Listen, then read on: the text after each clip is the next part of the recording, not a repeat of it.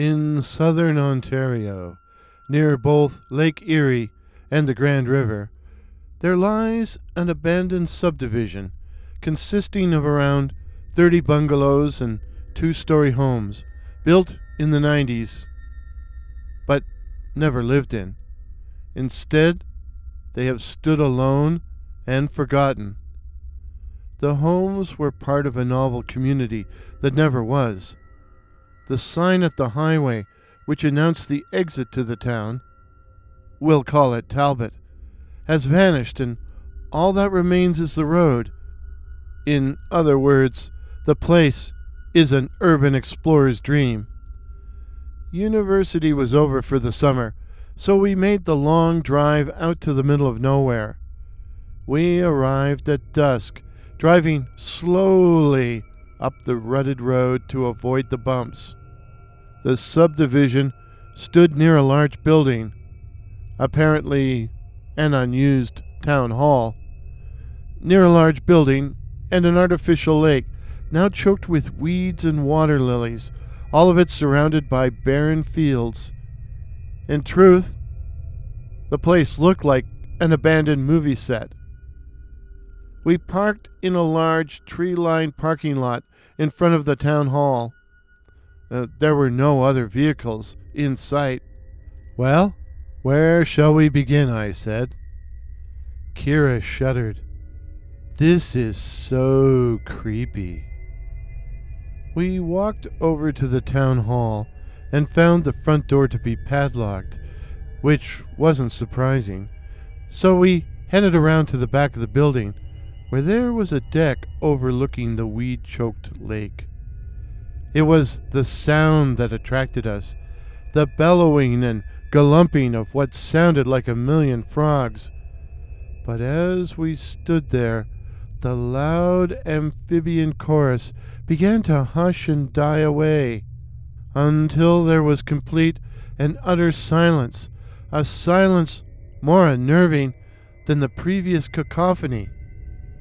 We could hear nothing at first, not even the sound of the wind or the distant traffic on Highway 3. But then we perceived another sound, a strange, low moaning that was faint at first, but which gradually grew louder and louder. It was strange and unearthly and equally unnerving. But then it too faded away to nothingness. For a few moments we were silent too. Then I suggested, "Shall we check out some of these houses?" "They're going to be locked up," Patience said. But they weren't. The nearest house was a white two-story affair. We knocked on the front door, on the off chance there was someone there. Not that we had seen a single living soul since we arrived. But when no one answered, I tried the door, which was unlocked and swung open. To reveal a fully furnished living room from out of the 1980s. A number of things caught my eye. A sofa of garish pattern, a lava lamp, a TV atop a portable stand which held a VCR player? A VCR player with tapes? I picked up one. Zombie Lake. Hey, I'd heard of that movie, I think. For a moment I considered taking it with me. But what would I ever play it on? Despite the age of the furnishings, the place seemed lived in, as if the people had just stepped out and would be back any moment. Of course, we checked out the dining room, and no, there was no pot boiling on the stove or food on the plates, but the table had been set with plates and cutlery, as if a meal was about to be served. It was Nick who went upstairs to check the bedrooms, and who came down in a hurry. We stared, as he was obviously in a panic. It took him a moment to spit it out, But then he sputtered, There's dead bodies up there." "What are you talking about?" I demanded. Nick fought to get himself under control. There's a bunch of people up there dead, lying on their beds. They're all butt naked and..." Nick hesitated, then finally, "And they don't have any damn heads." Of course, I had to go look, while the ladies, Kira and Patience, stayed downstairs with Nick. Sure enough, there were 4 of them, a man and 3 women, all thin and dirty looking and nude and headless. I didn't look at the bodies any longer than I had to, but I looked long enough to realize they hadn't been decapitated. Instead, there were gaping holes at the end of each neck, as if the heads had been twisted off. Not that I had much time to think about it, for that's when the screaming started downstairs. I ran down and into a scene of perfect pandemonium and insanity. My friends were running around the room like chickens with their heads cut off. Oh, ouch. That was a poor choice of words. My friends were running around the room, crashing into walls and furnishings, and pursued by 4 disembodied floating heads. There were 3 female heads, with a lone male, corresponding to the naked bodies upstairs. The heads, or at least the faces, had a certain similarity. They were thin and dark, with thin lips, long, lank, greasy hair, and reddish, flashing eyes. They kept snapping their jaws, as if they were trying to bite my friends with their big yellow teeth. Somehow we managed to get back outside, where we made a mad rush for the car, harassed by the heads which kept trying to bite or butt us. We made it and got inside the Santa Fe. The girls were screaming and crying and hiccuping. They made an awful racket, while Nick had his face in his hands. As the ugly, dirty heads hung just outside the windows, leering in at us, and this is gross, kissing and licking the glass. My hands were shaking so bad I could hardly turn the key in the ignition. But in the end I did, and we shot out of there like a bat out of hell. I raced down the road, no longer worried about potholes, and the heads kept pace with us, leering at us through the windows, their red eyes flickering, while their long, greasy hair flowed out behind them. Who knows? They may have followed us all the way home if the truck hadn't appeared from out of the darkness. It was an old, powder blue Chevy pickup, circa 1953. It loomed out of the shadows, then turned sideways, blocking the road and making me slam on my brakes to avoid slamming into it. I was swearing my head off. Oops. I was swearing and sure the heads were going to get us. But they were gone. The heads were gone. A man jumped out of the pickup and strode up to my driver's side window. He was old and bow-legged, with a long white beard and a red baseball cap.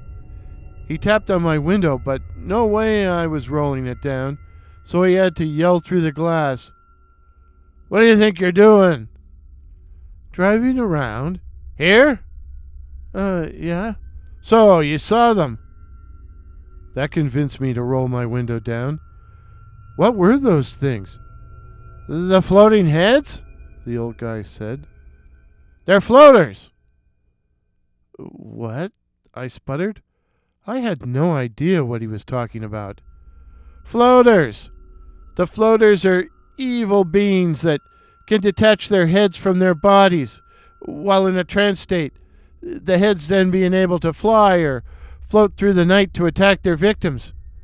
Their attacks are mainly psychological or psychic, but their bite is venomous and can make you sick or kill you.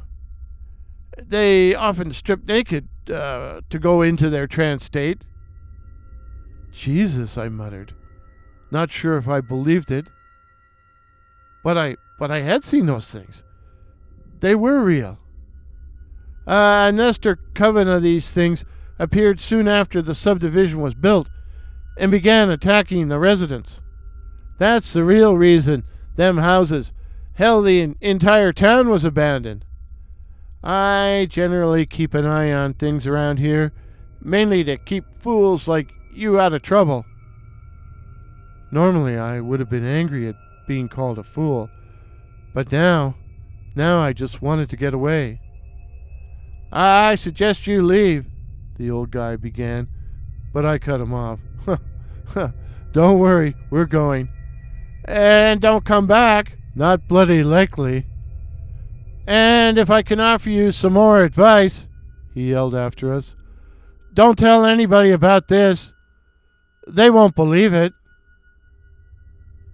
But you believe it, don't you? I mean, I couldn't make something like this up, right? Right? Right?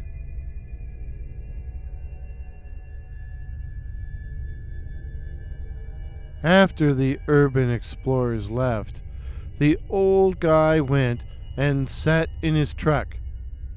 In the distance, a strange, low moaning sound could be heard, a sound which gradually faded into silence, and then, shortly after, the pickup was surrounded by 4 thin, ugly heads, which stared in at the old guy.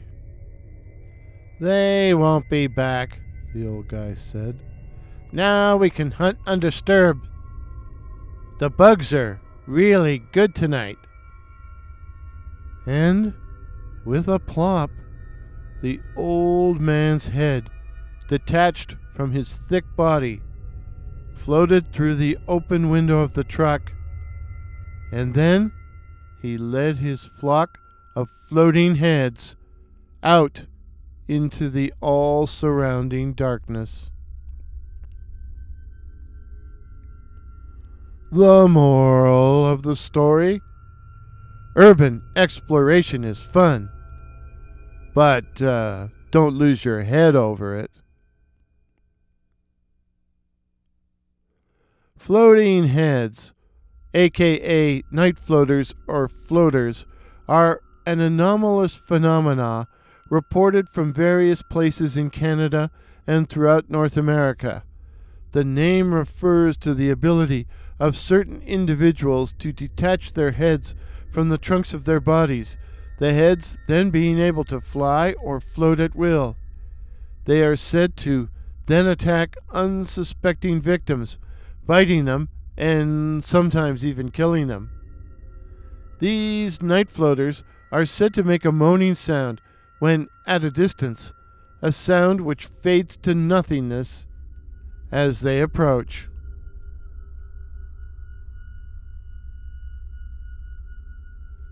If this is your first visit to my channel, please consider subscribing. My name is Warren, and I write and tell original ghost stories and original horror stories. Original horror stories featuring such cryptids as the night floaters, werewolves, and the black-eyed children. So again, please consider subscribing. Please help me to reach my goal of 2,500 subs in 2022. Till midnight. Cheers.